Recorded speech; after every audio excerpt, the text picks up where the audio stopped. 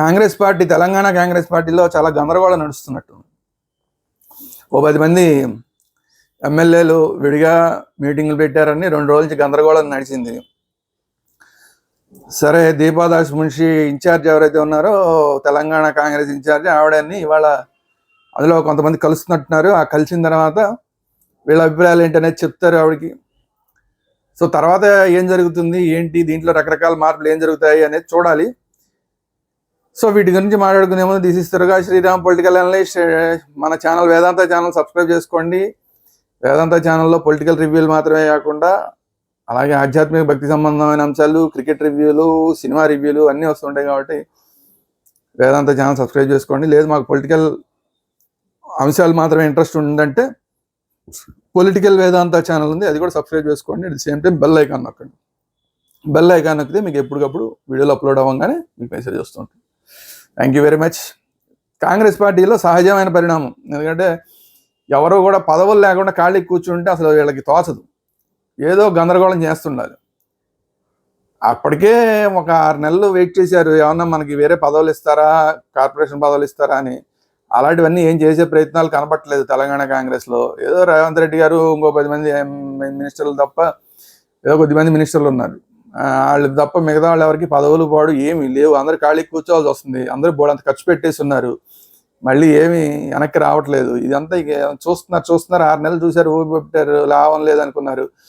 సరే, ఎంపీ ఎలక్షన్లు అయిపోతే అన్న చేస్తారనుకుంటే ఎంపీ ఎలక్షన్లు అయిపోయినాక కూడా లేదు, తర్వాత 6 నెలలు అయిపోయిన తర్వాత కూడా లేదు, తర్వాత ఇంకా ఏదో వేరే రాష్ట్రాల్లో ఎలక్షన్ అన్నారు, అది కూడా అయినా కూడా పార్టీ పదవులు ఏవి కట్టబెట్టే ఉద్దేశం కనిపించట్లేదు. సంవత్సరం దాటిపోయింది, అయినా కూడా రేవంత్ రెడ్డి గారును ఆ మహేష్ కుమార్ రెడ్డి గారు ఇద్దరు ఢిల్లీ వస్తున్నారు తప్ప ఒక్క పదవి కూడా ఎక్కడా కూడా వేయట్లేదు. ఆల్రెడీ ఢిల్లీ ఎలక్షన్లు కూడా అయిపోతున్నాయి. ఢిల్లీ ఎలక్షన్లో కూడా పెద్దగా కాంగ్రెస్ ఒరగబెట్టేది ఏమీ లేదు. సరే, అయినా కూడా వెళ్తున్నారు, అందరూ ఏదో ప్రయత్నాలు చేస్తున్నారు. కాంగ్రెస్ వాళ్ళు కూడా తిరుగుతున్నారు, తెలంగాణ కాంగ్రెస్ వాళ్ళందరూ కూడా అక్కడ తిరుగుతున్నారు ఢిల్లీలో.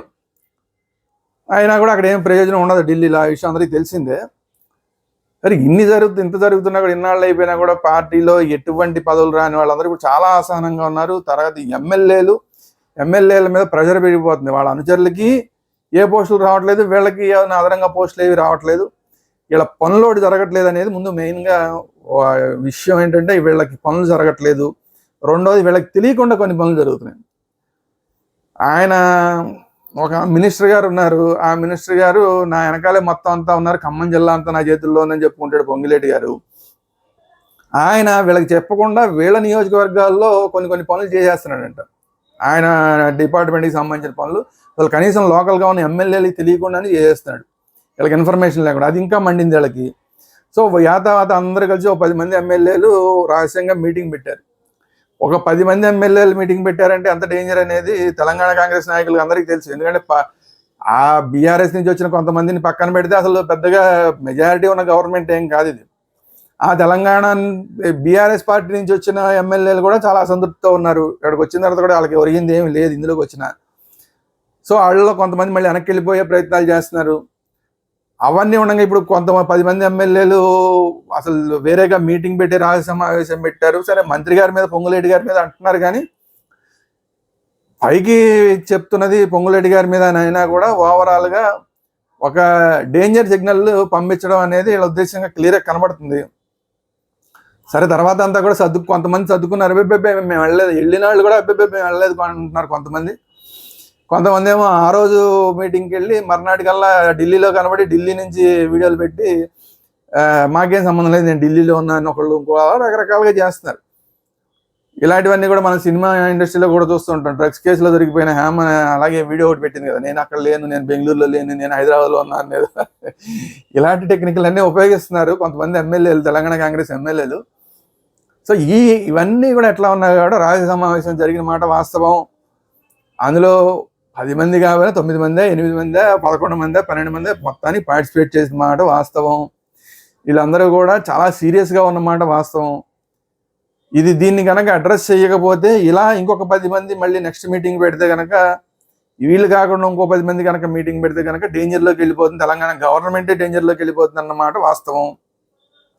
సో ఈ వాస్తవాలని దృష్టిలో పెట్టుకుని సడన్గా ఒక సమావేశాన్ని, మంత్రివర్గ సమావేశాన్ని అర్ధాంతరంగా పిలిచి రేవంత్ రెడ్డి గారు ఒక మీటింగ్ పెట్టాడు.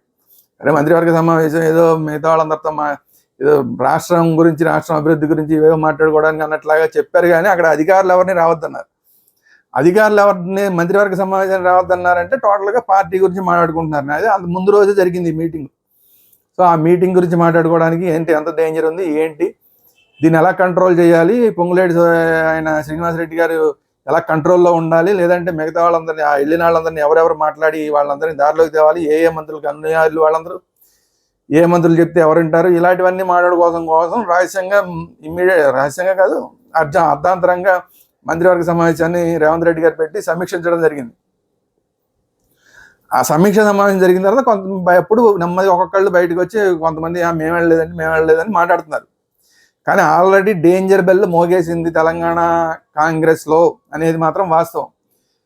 ఇది కాకుండా దానికి ముందు రోజే ఈ సమావేశం అయిన మర్నాడే కేసీఆర్ గారు ఆయన ఒక మీటింగ్లో చాలా రోజుల తర్వాత ఆయన ఫామ్ హౌస్లోనే పెట్టాడు అనుకోండి, కానీ ఫామ్ హౌస్లో మీటింగ్ పెట్టినా కూడా నీ సంగతి తెలుస్తామని చెప్పి రేవంత్ రెడ్డిని మాట్లాడడం ఏంటి, ఇంత ధైర్యం సడన్గా ఎందుకు కేసీఆర్ గారు మాట్లాడారు అనుకుంటే ఇది అది అనే విషయం తర్వాత బయటపడింది.